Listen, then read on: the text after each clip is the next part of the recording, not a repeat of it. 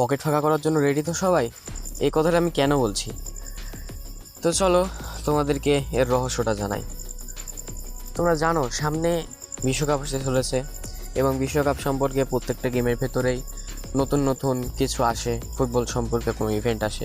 সেরকম আমাদের ব্লাড স্ট্রাইকে আসার কথা ছিল। তো আমাদের ব্লাড স্ট্রাইকে কিন্তু আর্জেন্টিনার একটা প্লেয়ার এনজো ফার্নান্ডেস এর সাথে কলাব করার কথা ছিল। হ্যাঁ, কলাব হচ্ছে কিন্তু আসলে আমরা যেটা চেয়েছিলাম কলাবের মধ্যে এনজো ফার্নান্ডেসের একটা ক্যারেক্টার আসবে, কিন্তু সেই ক্যারেক্টারটা আসছে না। এনজো ফার্নান্ডেসের ক্যারেক্টার না আসলেও কিন্তু 3টা স্কিন আসতে চলেছে, যে 3টা স্কিন এখন তোমরা স্ক্রিনের উপর দেখতে পাচ্ছ। তবে হ্যাঁ, এই স্কিনগুলো কিন্তু হতে যাচ্ছে ক্র্যাকিং ক্যারেক্টারের। আর আরেকটা কথা বলে রাখা ভালো, এই স্কিনগুলো আপগ্রেড করতে হবে। প্রথমে তোমরা এখন যে স্কিন দেখতে পাচ্ছ এটা কিন্তু প্রথম লেভেলের, তারপরে এটা দ্বিতীয় লেভেলের এবং এটা তৃতীয় লেভেলের।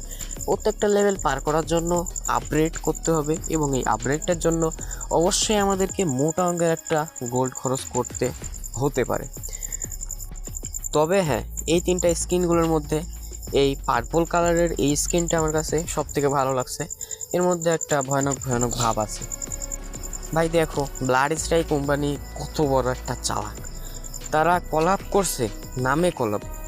তারা যদি গেমের মধ্যে এনজো ফার্নান্ডেসের কোনো ক্যারেক্টার দিয়ে দিত তাহলে কিন্তু এনজো ফার্নান্ডেসকে তাদের 1 বছরে অথবা 1 মাসে, মান্থলি অথবা ইয়ারলি একটা পে করতে হতো। তারা নাম কামাচ্ছে, আমরা আর্জেন্টিনার প্লেয়ারদের সাথে কলাপ করেছি এবং কলাবের অনেক আইটেম দিয়েছি। ভাই আসলে এই চাইনিজ মালগুলা কি বলবো, এদের বিষয়ে কিছু বলার নাই। এটা কি খায় বড় হয়?